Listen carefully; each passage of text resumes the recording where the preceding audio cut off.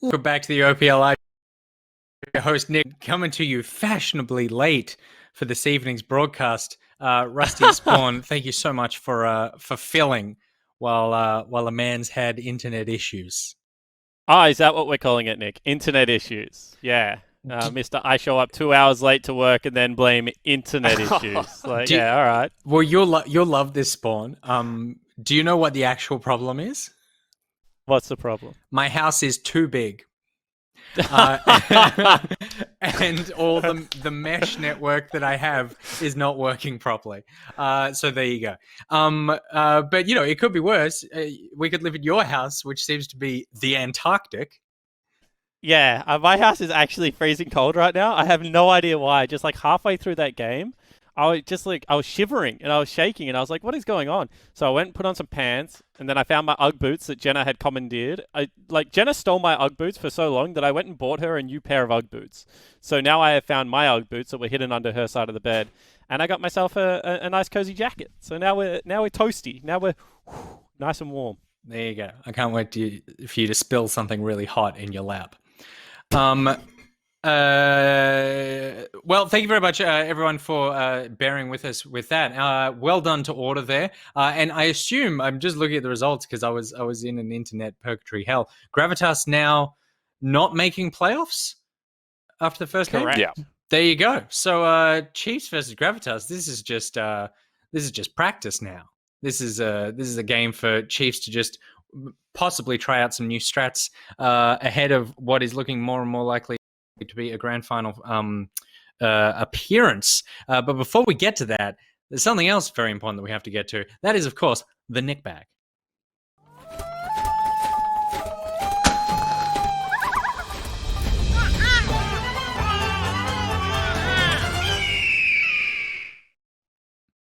The Nick Bag, of course, is where we answer your questions related to life, love, medicine, basically anything except League of Legends.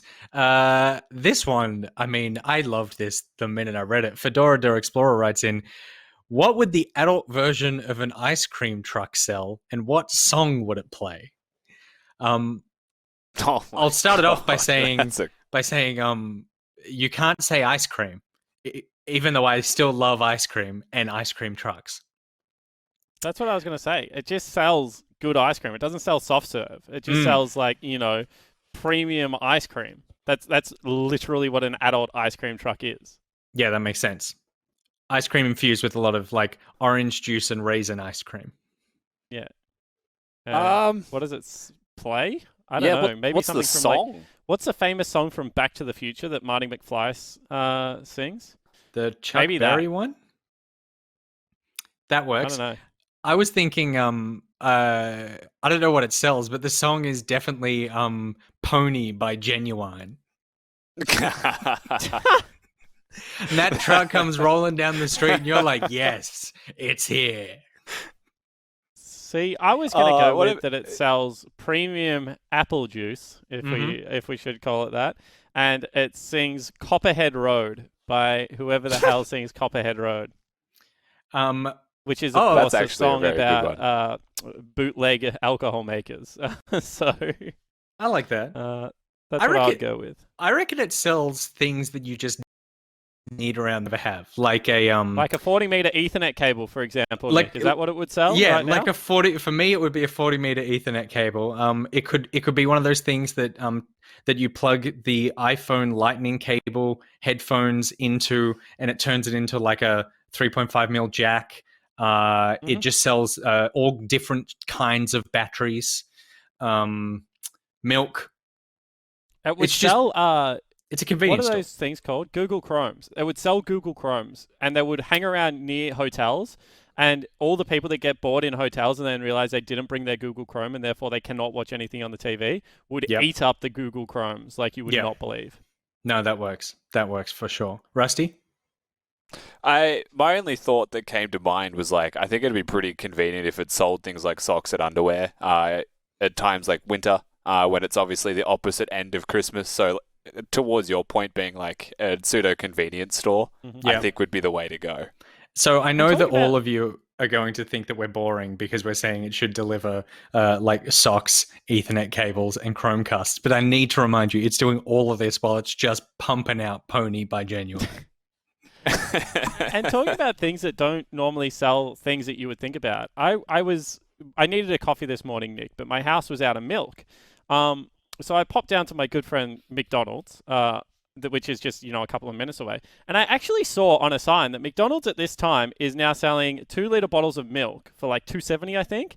And you can also buy a packet of English muffins as well as like a pack of like burger buns.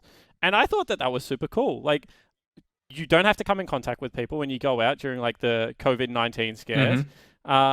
So I got my morning coffee and I got 2 liters of milk, and now I'm just coffeeed up for the rest of the day. And despite being freezing cold, my day is much better because I'm not drinking black coffee. That works out very. Are they selling you is bottles of milk? It's not just cups of milk? No, it's an actual bottle of milk. I'll tell you what, lots of businesses, we're going to see over the next few months, there's going to be so many businesses that pivot into new things. And the idea that someone like a McDonald's, like a fast food, basically anyone with a drive-through, pivoting into convenience store / minimal grocery or essential groceries seems like a pretty easy win for them. Stop right now. Stop talking. Everyone cut the stream. Hopefully we lose the last 30 seconds of audio. Nick, let's go into business.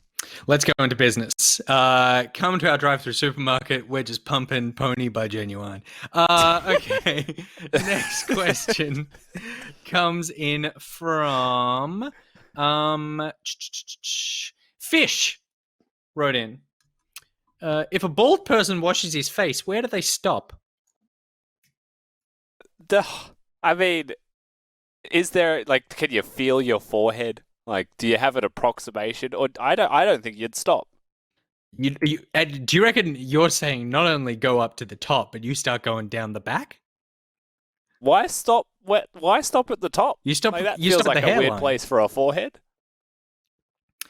I stop at the hairline, yes, but like if I don't have hair, why would I stop at the hairline? Fish is asking this question, I think, because we had this argument. So when I was really beardy, right? And I only had like this area of face. And I was like really bushy beardy at that time. I used to just get shampoo and wash my head is the best way I could describe it. I would just wash my beard, I would wash my face with shampoo, and I would wash my hair with shampoo. And I just wash my general head behind my ears with shampoo. I just get it all in there. And then I would condition like 95% of my head.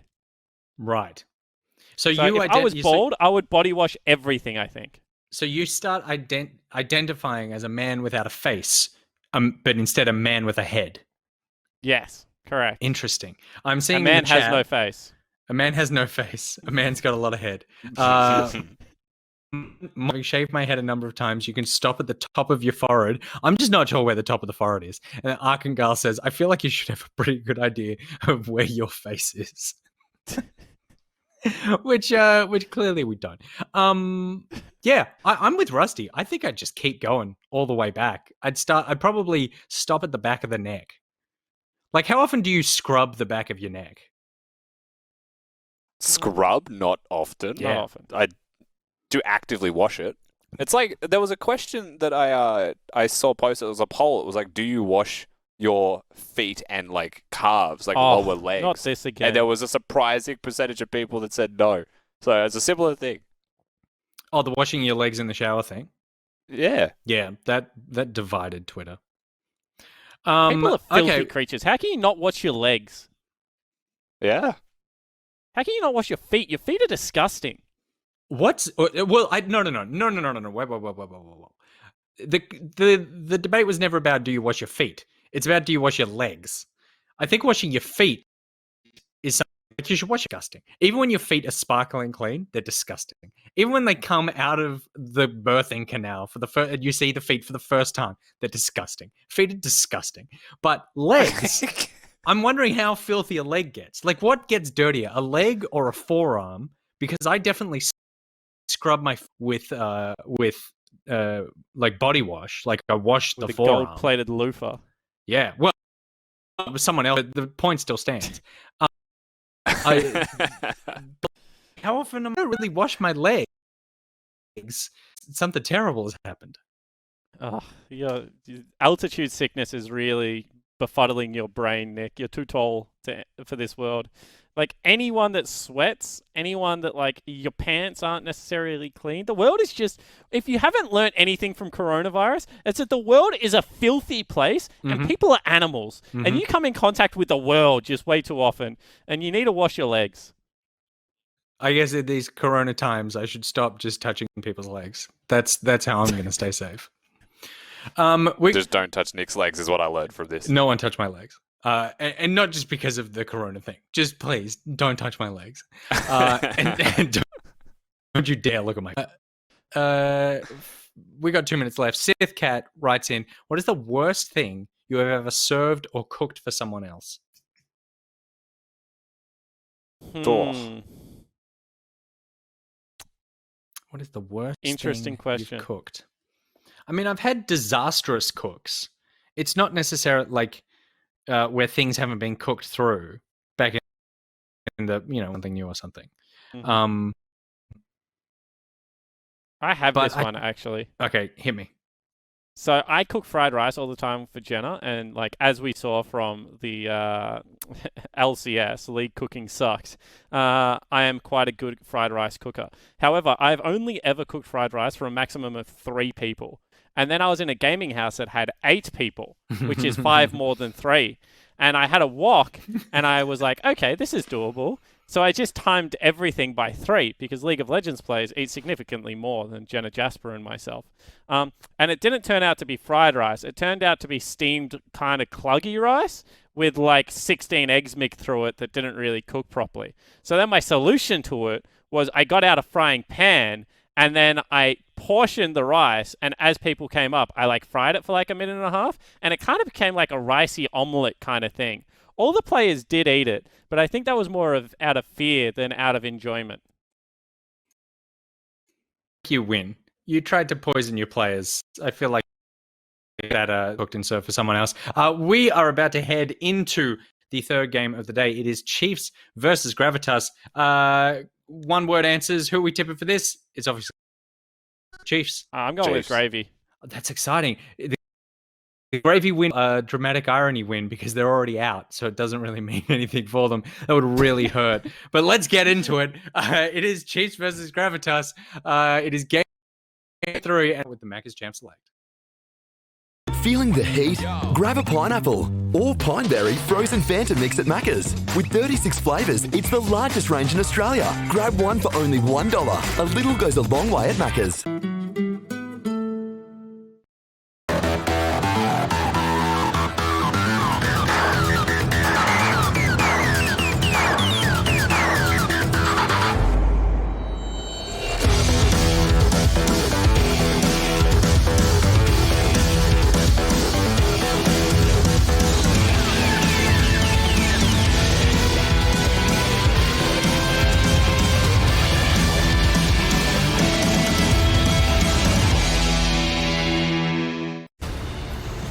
Welcome back. It is game number 3 time. It is Gravitas taking on the Chiefs in a game that before this occasion would have been touted as the potential for Gravitas to make it into the playoffs.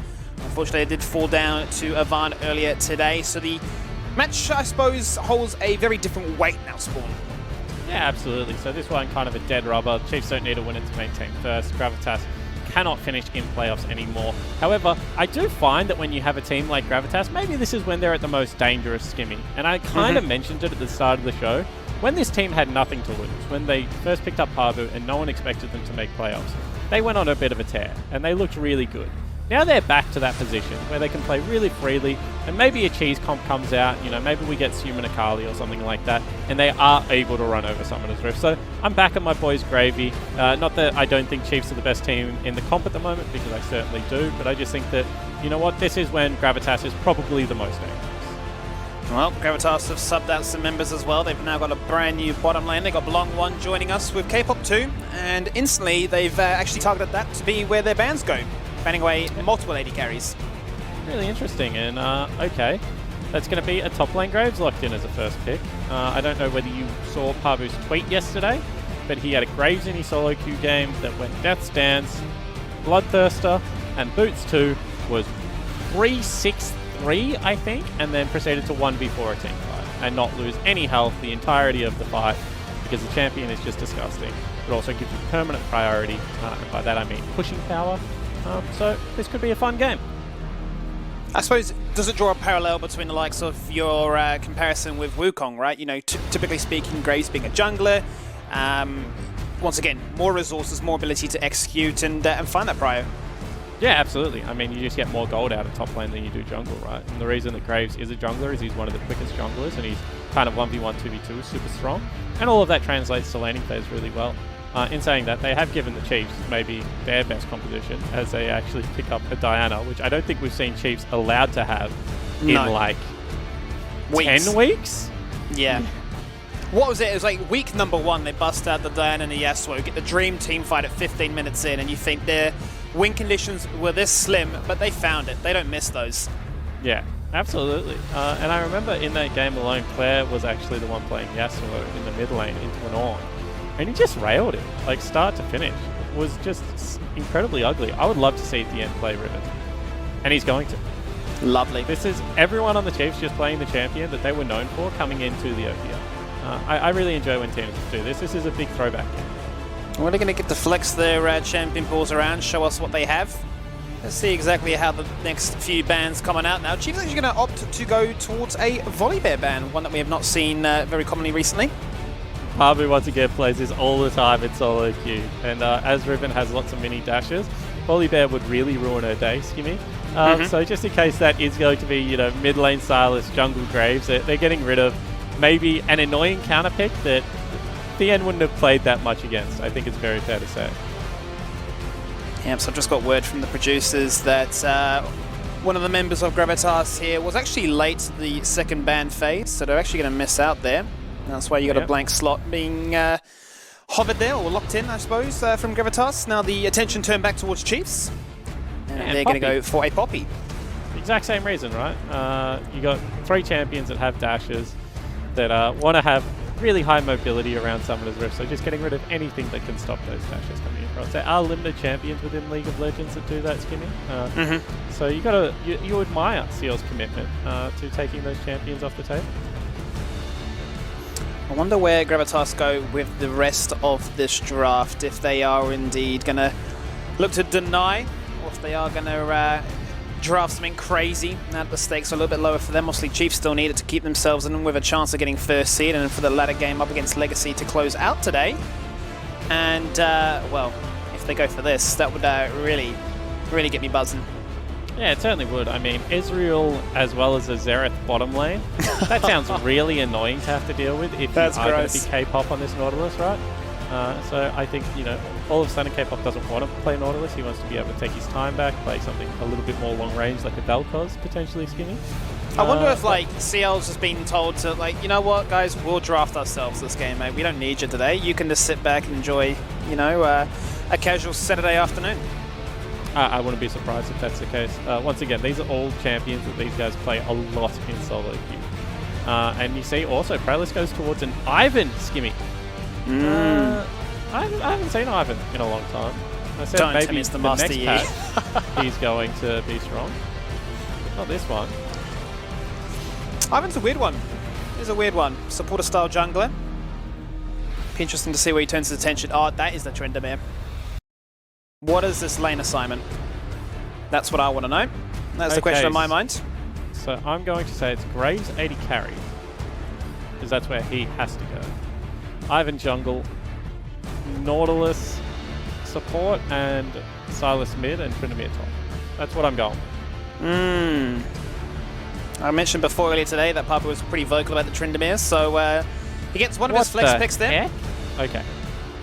Oh, and a Kha'Zix too. I can see CL in chat having a good laugh, and I can imagine that is the reason why, because look at what we have got on the screen right now. A crazy draft. This is kind of what we wanted to see, maybe. A little bit of a fiesta when the stakes weren't as high, but solo queue picks, as you mentioned, they're going to have a lot of fun this game. Yeah, absolutely, and I think that when you have a look at the Chiefs lineup, they've got 2 people that never want to go in and 3 people that are going to be diving on the back lane. So as with all good troll drafts, just some direct anti-synergies there. Skimmy, that's what you like to see. On the other side, Gravitas, they've kind of just got the go forward draft. Like, just keep running forward. Like, we either win or lose the fight by going forward. And you got a dedication to the cause. That's what I say. No hard engage, really, apart from an orderless, but that should be enough. And the Chiefs aren't one to shy away from a fight. I mean, they'll go a good couple of rounds. But here's some biffo. Tyson Fury of the OPL world. So we'll see whether we're going to get a bit of some smackdown, Skimmy. What I'm curious on, right, is when did they actually rework Graves? Because originally he was an ADC, right? It was many, many years ago, yeah? Yeah, I'm going to say like 5 years ago. Yeah, so have we ever seen an ADC Graves since his rework? No, I don't think so. Actually, I'm going to say it was 6 years ago because I remember Brisbane was 2016. 2015 did Spooks or Carbon play? Because both Spooks and Carbon were huge Graves players. That's why I always think back to OPL players. 2016, he was definitely played in Brisbane. 2015, I'm not sure whether he was played at Luna Park. So I'm going to say he was reworked 2014, 2015. But you're right. He used to be this 80 carry. Actually, I'm going to 100% say he was reworked at the start of 2016 because I reckon King played it in the OPL in 2015, and that was the last 80 carry Graves performance that I really remember, Skimmy.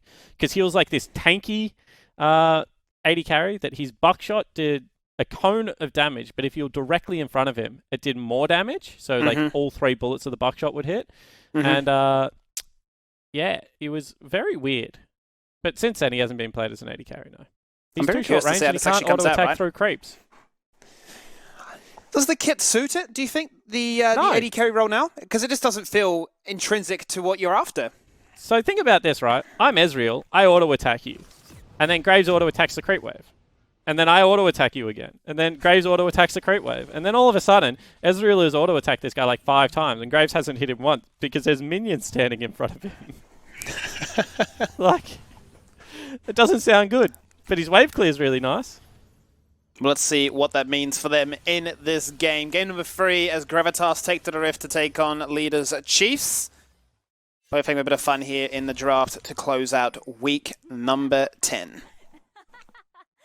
And we'll see how this one goes. I said I would have my money on Gravitas. I kind of want to take it back now, but I'm going to stay firm, Skimmy. We've also got Ignites aplenty. Top lane Parbu has gone Ignite on Tryndamere. So back-to-back games of Parbu not running that. We see Croc looking for someone.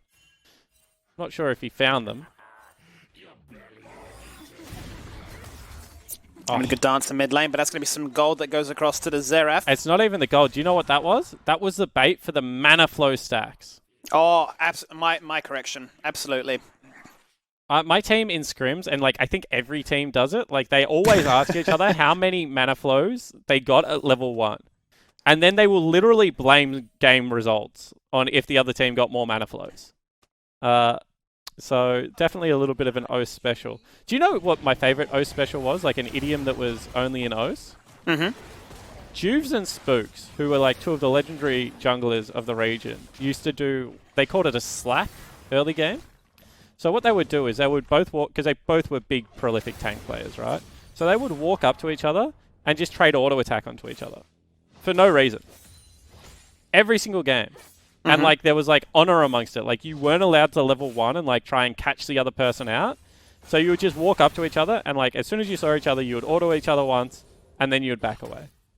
And that was their tradition. How does something like that even start though? That's my question. I have no idea. You would have to ask them. Jews must be watching. So maybe get a tweet in, you know, at SkimmyNZ, I think is your Twitter handle. Like, let Skimmy know how that started, Jews, because I hated it as a coach, but now looking back on it, like, I'm a fond man due to the memory of that. The rose-tinted glass is always looking good in hindsight, right? I'm actually interested in how those kind of those things start out, because you always wonder if there's like a really, creative story behind it, or if it was just, one day I went in for a trade and it just so happened to happen every day. Yeah, I always get intrigued by stuff like that. I also miss the skin bets. Like, Swiper and Chippies have the Titan shirt as actually all-in the mid lane.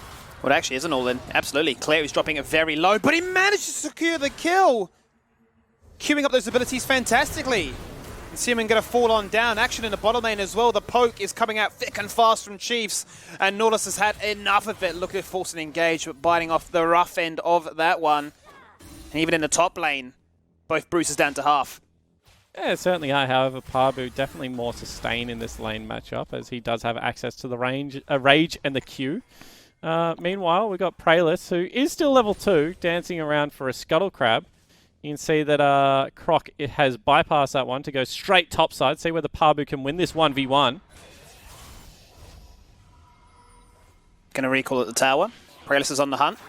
Double buff there, doing a little bit of a taunt. We're going to get locked in place right now and may pay the ultimate price as he jumps away and he's not going to use Flash. And Papu goes, well, thanks for the taunt and thanks for double buff too. Yeah, absolutely. This human also already up here as well. Ran straight from base to the top lane wave. He's down a kill and 11 CS, but you know what? Pabu's ahead. Maybe that's a win condition enough. And I like the gusto from Croc there, just showing he's not afraid. Willing to laugh in the face of death, Skimmy. Didn't work for him, of course. It definitely didn't work, but it gave us something to laugh about. The attitude that you approach a situation with that's the important thing, right? Not the outcome. It's all about the alpha, assertiveness on the map, right? You know, we are the champions, we are the best. Maybe not paying off there is Tryndamere now. A scary factor to consider. Yeah, it certainly could be. And we're going to see Prelus actually jump ahead in creeps as well. So if you've never played Ivan before and you've never seen an Ivan game, we'll hold the explanation because Croc goes for a trade. He does indeed. Down in the bottom lane, Career is going to flash on forward to land that CC and it will connect now. Big Katsuri online with a kill. Yeah, really nicely done there from the Chiefs lineup, just layering the CC perfectly. What I was going to mention is the fact that Ivan actually is a friend of the forest, Skimmy. So he doesn't kill the jungle camps. I don't know if you know this, if you've ever played with an Ivan. I've actually watched Carbon play it, and I'm always like, what a bizarre champion, but I like it. He is a great Ivan player. He's probably the last great Ivan player that we have in OS. And so what you do instead is you prep the minions. So you walk up to them, you sacrifice a little bit of your health and mana to put them in like a cuddly kind of, nature zone. And then after a certain amount of time goes down, or if you want to burn a smite charge, you release them into Ivan's wild. And then you just pick up the 4 CS. Now the problem with that is ever since we changed Krugs, he just doesn't get the value for the little Krugs and doesn't get full experience. And there's a whole bunch of just wackiness in Ivan's kit that I don't think Riot has ever fixed, as we see a little bit of a trade in the top lane. So I'm not sure he's great at the moment. Next patch he might be, but this patch certainly leaves something to be desired for. Well, maybe Prelus has read the wrong patch notes, but regardless, Pabu definitely has not. Executes with the final stance of that double buff, spins to win, and is now 2-0. Yeah, and I mean, that's already teleport used. Pabu going to have a couple of extra waves here as well. Prelus up top in case there is going to be a wild Croc in the area. He's going to get himself at least 2 turret plates here, Pabu. And he's a big boy. Gold leads even, but Pabu has the lion's share of it in the top lane, Skimmy. He has, much like the game earlier today with the Darius going online very early on. He's finding himself a very good start 6 minutes into this. And you can see that Katsuri very low on mana. Gravitas showing a little bit of restraint. Is he distracted in the shop? They find a max range hook. He's locked in place. And he gets punished so damn hard. 50 Cent had a bop called Window Shopper. I don't know if you remember it, Skimmy, or if you're a hip-hop fan. But I'm pretty sure that it's safe to say that Katsuri definitely is, because he's a bit of a window shopper too. Just opens up the browser before he goes back to base and gets punished for it. That really hurts. That really does hurt. The song or dying? Well, a good start here for Gravitas. Comfort picks for Chiefs in these first few moments has not been working out for them. But the comfort's for a reason. As Claire goes in for a trade in mid lane. Fully healthy. And using that Ignite is going to drop Sumin very low, requesting the presence of a second member. Still, looking for the 1v2. He does not care about anyone that shows up to this lane. Yeah, he certainly doesn't. Without Ignite, it is possible for Sumin to heal up with the W, but I don't think he's going to want to go for that. Multiple people now heading towards this mid lane. K-Pop just face checks them all. Well, it's the golden rule. Whenever face check a brush, he does it anyway, and Prelus can spawn more brushes, so maybe they do want to face check those brushes. Croc is very low. He needs to smite. He needs to do something to get some life leech back. He's going to survive on 1 tick, and Tien is in a spot above it again underneath the tower. Out comes the unending rage. He's got fury, he's got aggression, and he's got a damage to go 3-0. I mean, this is just such a strange game. Tien goes back, buys himself a cull. Obviously just wants to be able to farm. Pabu says, absolutely not happening on my watch. Will fall down. Belong now. Starting to get pretty far ahead as well, has got himself a BF sword, and his wave clear, if he actually wants to push Skimmy, is going to be a big problem. However, because K-pop hasn't been down here in this bottom lane, hasn't been deciding to play the lane that way. But I can just tell you from my personal solo queue experience that when Graves gets to these items, he just one-hits everything. Prayless going to try and solo out a Rift Herald here, with the help of Daisy, of course. See whether that's going to be possible, if Croc is in the area somewhere. Slowly goes down. The other thing about Ivan, which we probably should mention, is because he doesn't kill blue buff or red buff. They're benevolent creatures, right? They actually leave an additional blue or red behind. So if he was to take the blue buff, that means that Silas can also still have blue buff. And if he was to take red buff, that means Belong can also grab that one. And why is that important? Well, in the mid game, if you're able to steal away a topside red buff, Pabu just wanders into the jungle, grabs himself a red buff, and then he's a Tryndamere with 3 kills and a red buff. And Thien at that point probably goes, gets himself a cup of coffee and just doesn't come out of his nexus until that red buff is gone. Hits the FF and goes next as Suman bites the bullet, gets taken on down. Clear with blue buff finds aggression. And Tien, well, he's got to be careful right now because it's Pabu, as you say, sitting on 3-0. Doesn't have the red buff, but he definitely has a Rift Herald. Going to summon it. Kratos is going to join on in, and this turret is for sure falling on down. And you would be wondering at home, why did they give Pabu the Rift Herald? And I think I mentioned this change a couple of games ago, Skimmy, where they changed it so junglers always take half a turret gold.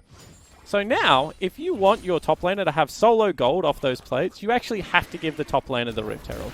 Now, how can that bite you in the ass? Say he dies, say it gets protracted or stored away, then obviously he's not going to be able to make use of that, Pabu, going for a 1v1. Oh, he wants it. He wants it, absolutely. Undying Rage gets popped, flash forward, and it's going to be a trade for one. The slice comes out, the heal connects. He is bodying this top lane, and with 2 turrets falling on down, the split push game is for sure on. Now, Chiefs need to do something. Katsuri again, no mana on this Ezreal to engage. K-pop won't care though. He finds his moment to engage. Flashing over the wall with a depth charge. They find one, they find 2. Ezreal gets a trade across onto the Nautilus as Zeref spews damage from afar. But we're 10 minutes in, and Papu's threatening an inhibitor. Yeah, and I mean, why has he just not been playing Tryndamere since he came back? This was the thing about Pabu. He was a streamer after All-Stars, and he just had the weirdest champion pool in solo queue, but he didn't play all of that much of it in comp. Now he comes back, he's got himself a Tryndamere, he's got himself 4 kills, he's 30 CS up, he's taken 2 turrets at this stage of the game. He should have just played Tryndamere every game. Well, it looks to be that the weird and wacky picks are working wonders today. Double digits in terms of gold right now over Tien's Riven. Really hurts him in that ability to make something happen. And we've talked about Chiefs in the past having so many great plays across the different roles to try and carry. Now they're going to have to dive deep and delve into those options of who can pick up the slack. Yeah, and I mean, the thing is in a 5v5 team fight, I still think the Chiefs have some options there. But as far as, you know, if this game keeps becoming a split push kind of game, there's just no way you're ever out-splitting this Tryndamere now. The ship sailed. It's gone. It's not in port anymore. You can't put any more goods on board, and unfortunately, if you check out the items right now, there is a significant gap between where Pabu is and where Thien is. And Pabu, once again, has himself an Ignite available. Claire, however. And Claire has one too. And he's going to jump into mid. Prayless with the flash forward to present a shield. So Simon does not go down again. Silas definitely not having a good performance in the OPL today. Yeah, Silas seems it sucks in the mid lane, eh? Absolutely. He's getting bullied, camped, and just straight up obliterated. And this is what I was kind of saying about the LCK, as hold the thought. I was going to say, which might be the case here for Tien again. I mean, the guy's got a Gravitas Hydra and a BF sword. He's going to kill anyone that steps his way. There's no time for, analytical word at this stage of the game. They are just looking for fights after fights, brawl after brawl, flash to be used so that 4 members cannot connect onto this Ezreal. Scary times across the rift, really. Oh, but you got to back away, Skimmy. Like, you can't keep going forward. Everyone is here. They don't have a teleport. Zeref on 10 health will use the ultimate from afar to give themselves some form of artillery barrage as Claire dashes on in. He wants one, and he'll find it. Now they find a second with Croc on the score sheet. Prelate's going to fall on down. Chiefs do find something to return and respond to the Pabu split push, because he is just going to destroy Tien again and get ever closer to taking down that first inhib. So the win condition is everyone on the Chiefs versus Pabu. That's how really this game is. has like It come feels like down an anime to. episode. It's like a final boss to take down. Yeah, and we'll see whether that's going to present a problem as this game continues, Skimmy. But I was talking about Silas, and I think we were talking about how, you know, OPL teams, they play the whole week, they think they know what's strong, then they turn on LCK on like Wednesday night, and then they go, oh, holy shit, we got it all wrong. We actually have one day to be able to scrim with new picks. Well, Silas came out of nowhere as like this powerhouse in the LCK this week. Like, everyone's just kind of taking Silas. And we've seen a couple of teams take it today. And sometimes when you pick a champion, you don't know why you're picking it. And it just looks bad. And I think that this might be one of those cases. It just doesn't look great. You obviously Also understand could what just the be kit plague presents, that. but it just doesn't do much. I mean, potentially too. Potentially as well. But Yeah, he hasn't definitely got not the been best having a lot ults of to fun. steal. Like, you don't really want to steal a Riven ult. Kha'Zix's ult could be okay, actually. If you're able to get, like, you know, a couple of stealths off in a fight. I've seen worse ultimates. Diana's a really big one, right? You obviously want Diana ult every single fight if you're Silas. yeah. But then you use kind of shitty Diana. You're a budget Diana. You're in discount. Have you found it peculiar that Diana, when it is played, seems incredibly strong, but just hasn't been played all that much in the OPL? But this is the interesting thing, right? Because at the start of the OPL, everyone was screaming Bloody Mary. Diana is so broken. She's so busted. And then all that hype really equated for very little, right? And this sentiment was echoed for many, many weeks. And still teams were like, well, that's cool, but we're not going to pick it. Yeah, but when it is picked, it does seem to do like pretty good on Summoner's Rift. It's like a really tanky champion. It's really difficult to deal with, as we have a full flank coming in through from Pabu. He's decided now is time to force the fight. He pops the chicken. He's letting them know that he's a scary man to deal with. Essence Reaver and Ravenous Hydra boots too as well. He's got everything. As Croc nearly had everything taken away from him. Hook flashing before his eyes. Very interesting. They're going to give the red buff to Belong. Not sure I agree with that, as Pabu has been utilising it very well, and they could park him bottom lane where there are another 3 turrets for him to take. Croc now in no man's land. They're collapsing on towards Croc. First of all with the smoke screen, then with the chicken dance to follow. And he's going to spin over this wall. No, he's Or not. maybe not. And it's going to turn their attention on towards the Rift Herald instead. Spun into the wall. It's a kind of spin. Does Pabu go over? He does. What the? He just wants to go for that 1v5 montage play and he gets deleted. He can't even use the Undying Rage. All those kills for nothing. As Chiefs explode onto the map, as is tradition. And they're going to look for a full 5-man ace here. And that they will find. Yeah, GG. Chiefs now 4,000 gold up. Their last win condition just threw himself into 3 members. It was an honourable death. We all salute Pabu, first of his name. He brought us some good times. All-Stars 2018 for me was one of the better ones when he took down Rookie, Faker, double lift in a 1v1 tournament. This, unfortunately, Skimmy, not one of the good ones. We'll see here that he gallantly charges over the wall. Will get immediately exhausted, ulted, and killed. And unfortunately, only Daisy was there to witness his demise. And what a spectacle it was. An interesting start to this game. And Chiefs have had enough. They've said, look, you've had your fun. You've played your Tryndamere cheese. It's time for us to turn up to the occasion. 7 kills to 12. Chiefs now get a Drake. And with a Rift Herald as well, they, definitely swing the goal balance. Yeah, I think you can say that again. You can see that the game plan now is solely around Pabu and playing through his lane, because there are 3 people in his lane at all times. This feels like hide and seek. They're just running around looking for anyone that wants to present. Oh, K-pop, what have you done? You've literally flashed into the wall, mate. That is not what you want to see. Pabu jumps in again. He doesn't care. Second time a charm. Undying does go off this time. He needs to get out of harm's way, and the turret is going to kill him. What on earth spawn are we witnessing right now? I don't know. Maybe a new meta. Maybe a genre-defining new style of game that is hide and seek on Summoner's Rift. Could also just be an absolute cluster. But we're not too sure, Skimmy. I'm not one to judge these teams. If you don't know, mate, then I'm absolutely lost in this situation because I'm really curious to imagine if we had like tune-in moments where we could just, you know, hear the comms that these players were shouting, because I imagine right now it is an absolute fiesta. Yeah, I'm going to imagine you're right. Pabu's still 3,200 gold up. The only problem is Claire is 5,000 gold up. So anything you can do, I can do better, says the mid laner of the Chiefs. Yeah. It said, This is look, brutal. Babu, have your fun. I'll just win in my lane instead, and I'll be the far more relevant meta champion that at the end of the day will be able to close things out here and show up in team fights. As they now look for a team fight in the bottom lane, or actually a skirmish, I should say. It's a 1v1. Silas can do nothing but cosplay a Riven. It's a real shame, right? When your weakest member fights their weakest member and you don't do any of his health, the power dynamic's really bad. Now all we really need to see is Diana versus Tryndamere, 1v1 honourable fight style, but Pabu backs away from it. Instead they're looking for the catch onto Croc. Oh, he's a coward. He's running away. One act of bravery, he dies, and now all of a sudden he's just a coward, Skimmy. He's had enough. His confidence has been drained.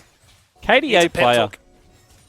Perhaps we need, like, you know, in-game pauses, like attack pause, just to sort of say, I wish I could speak to them. Like, if we could, like, mic me in to the Gravitas lineup right now, I would have some words for Pabu. Oh, actually, we're going to get a fight on the top side. No, we're not. He's running away. Oh. No. Frustration. Claire ultied him and everything. Just fight him, Pabu. Not today, he says. Not going to care about that one. And, well, I suppose what does this feed into? More items for the Chiefs now to catch themselves up into it. I expect to see that Magias find many more stacks as it's been upgraded from a Dark Seal at 10. The only enjoyment I'm getting out of this game now is if we get to see Pabu 1v1 Claire. That's all I want. We may see it right now. It is on your screen. Ignites go out from both of them. The crits come out. The damage connects. Undying Rage is there. He's going to time things out here with the Zhonya's. One auto! It won't be enough. He gets the heal. And Xerath cannot come across to snipe it away. Pabu winning a 1v1. He is the All-Star. Okay, so Pabu has the title belt right now. Claire had it from last team fight, but Pabu now picks it up. If you want the title belt back, Claire, you have to beat him in a fair 1v1 skirmish. Did you used to watch wrestling, Skimmy? Like, what was it, WWE, WWF? You know, back when I was like, yeah, maybe like 15 years ago? Yeah, there was like this hardcore belt that was like anywhere, any place, anywhere, anytime. Hardcore Bob Holly used to have it. Korea CK in some trouble. Maybe we'll talk about Bob Holly afterwards. Well, Prolist is going to get slam dunked down. It is going to be a wrestling comparison, and you can now continue. Yeah, so I think that like Pabu has the hardcore belt right now. And like the way Claire gets it back is he just needs to show up one-on-one, like anywhere, any place, anytime, and just throw down. That's what I want to see out of this game. I just want to see some more honourable duels. I'm sure we're probably going to get them, because this game has definitely strayed from the norm of what we've expected in the OPL, and you can imagine that when the stakes aren't as high as they have been throughout the season. So it has really created the ability for more engagements, more shenanigans, and more damage to come across onto the Rift. Mid laners get into it. They do the damage to start things off. We're making it a 1v1, but Tien now explodes into the action. The ult slash into a Quadra. Tien so quiet, but now online. And all of a sudden, he's got himself a championship belt, by my logic. After going down so far in the laning phase, now has himself an Infinity Edge. He's a full crit Riven. And whilst an unorthodox build, you can see it on full display here. This is going to be Claire flying in, getting the party started. We'll have a very nice ultimate layer of CC there. Pabu thinks that the Undying Rage is going to keep him alive, but Thien has different ideas. And very good cancellation there. Flashes forward with the W. And he's now picked himself up the makings of what is going to be a PD as well, Skimmy. What an absolute meme. It's like a variant of Yasuo. We got Critical Strike, Riven. Never would I have imagined we'd see this in the OPL. Is Carbon at the house? Because Carbon's a big Riven player. I'd like to get Carbon's opinion on this. He is. Do I just open a door where you just get an impromptu interview? Is that unprofessional? I don't even know at this stage.